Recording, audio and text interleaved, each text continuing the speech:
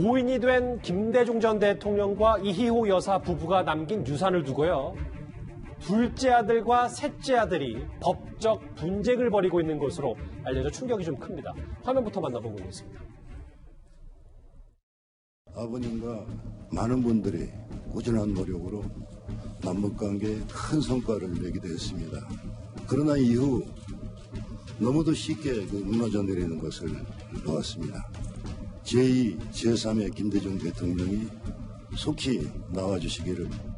복수는 또 다른 복수를 부르기 때문에 그 악순환을 꼭 끊기 위해서는 화해와 관용의 정신이 중요하다는 것을 항상 강조하셨거든요. 항상 아버님께서 옳은 길을 가신다는 믿음이 있었기 때문에 전혀 불평하는 사람이 없었고요. 이건 좀 차분히 풀어봐야 될 것 같은데 구재함 차장. 네. 두 아들 갈등의 핵심은 뭡니까? 네. 일단 김대중 대통령과 이희호 여사 두 분이 기거하셨던 동교동 사저가 있지 않습니까? 예. 이제 일부는 이제 김대중 도서관으로 지금 활용이 되고 있는데요.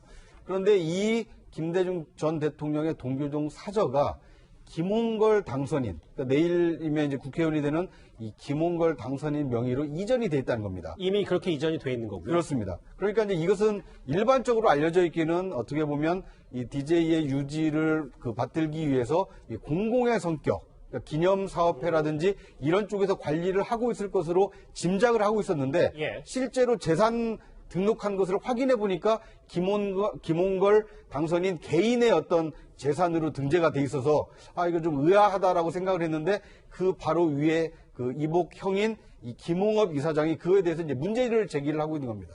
또 한 가지는 김대중 대통령이 노벨 평화상을 2000년에 수상을 했는데 그 상금의 일부인 8억 원이 그 예금으로 좀 예금이 돼 있었는데 이거요, 이거? 예, 그렇습니다. 이 돈마저도 김홍걸 당선인이 인출을 해갔다는 겁니다.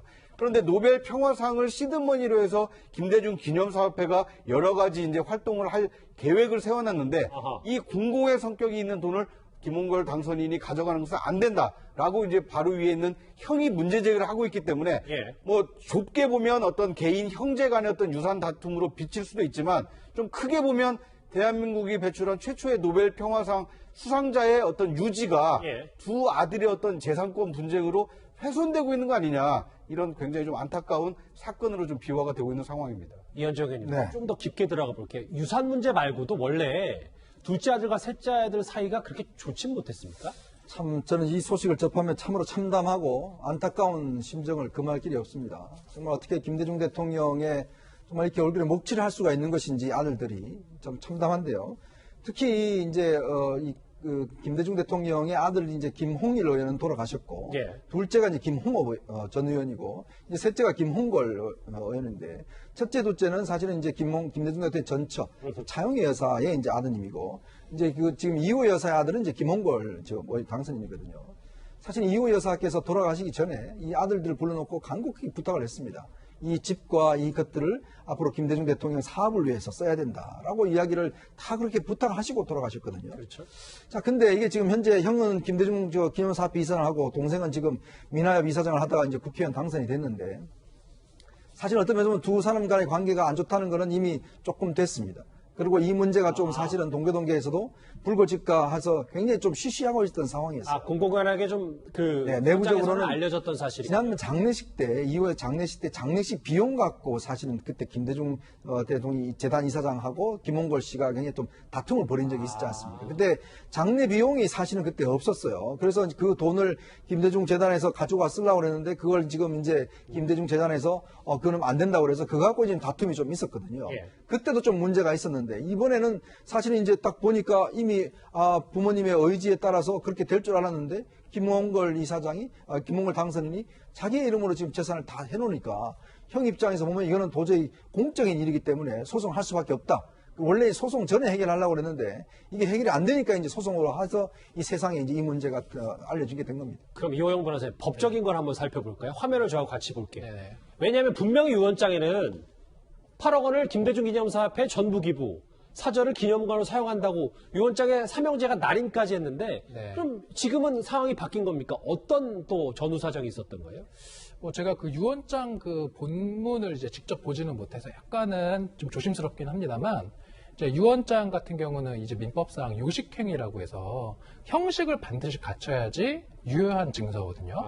예, 그래서 예컨대 뭐 구수증서에 의한 유언이라든지 아니면 공정증서에 대한 의한 유언이라든지 뭐 아니면 녹음에 의한 유언이라든지 이런 것들이 유언에 이제 5가지 방식이 있는데 예. 제 추측입니다만은 지금 저 유언장은 3명이 뭐 동시에 이제 도장 찍었다고는 하는데 그 유언의 어떤 유언이 유효하기 위한 그 요건을 갖추지 못한 거 아닐까? 유언장의 효력이 없는 그렇죠. 유언장이다. 네, 그래서 그 당사자들이 뭐 의사 합치를 보기는 봤지만 유언으로서의 그 효력이 정확히 발생하지는 않았을 가능성이 있습니다. 그렇다라고 한다면은 이제 그 유언의 효력이 없는 것이기 때문에 지금 이러한 법적인 분쟁을 할 수도 있는 것이죠. 이현정 의원님, 그럼 네. 이제 정리를 해볼게요.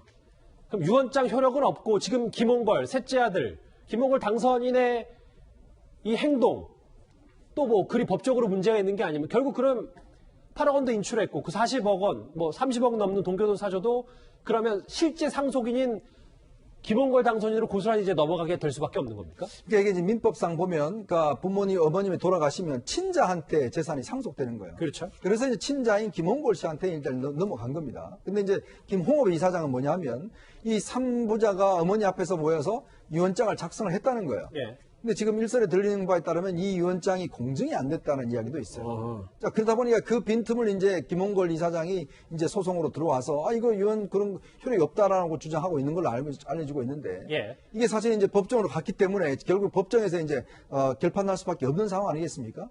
참 알겠지만 이 김대중 대통령인 참 우리나라 배출한 최초의 노벨상 수상자고 어떤 면에서 이 유지가 끝까지 지금 동교동계에도 사실은 그 의원들이 옛날에 그 다 모임이 있지 않습니까?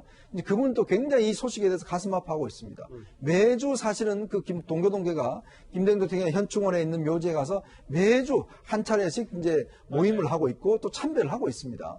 지금 벌써 이 돌아가신 뒤에 한 번도 쉰 적이 없이 지금까지 되고 있는 거거든요. 자, 그렇게 어떤 면에서 보면 그 동교동 의원들과 이분들은 대통령의 유지를 지키기 위해서 이렇게 노력하고 있는데 지금 아들들이 이 문제를 가지고 소송까지 간다는 게 말이나 되겠습니까? 더군다나 그것도 이번에 국회의원이 되는 김홍걸 의원이 아버지의 뜻에, 부모의 뜻에 따르지 않고 이걸 자기 재산으로 다 해서 사실은 이 재단 이사장에 이렇게 재단에 돈이 안 넘겨간다는 거 저는 참 납득하기 어렵습니다. 이건 어떤 면에서 보면 이제 앞으로 공인이 되는 김홍걸 당선인이 이 문제와 관련한 입장을 저는 표명해야 된다고 봅니다. 일단 뭐 둘째 아들, 셋째 아들 모두 언론을 통해서는 이게 유산 싸움으로 비춰지는 거는 아니다라는 얘기까지 했는데요. 관련 소식은 여기서 정리하겠습니다. 다음 주제 오랜만에 외교안보 소식을 만나보겠습니다.